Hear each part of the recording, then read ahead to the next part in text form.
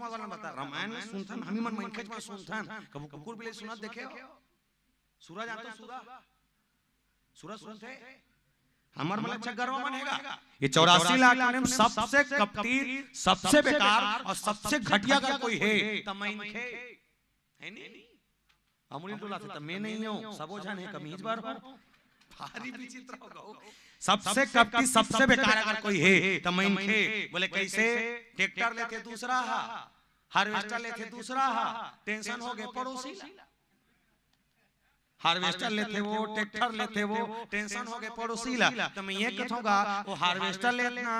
4 ton लेना कोई दिक्कत नहीं तुम्हारे गांव मड़ई होते तो एक काम करना तुम्हारे गांव मड़ई में घूमना और 4-5 टन पोकलेन ले लेना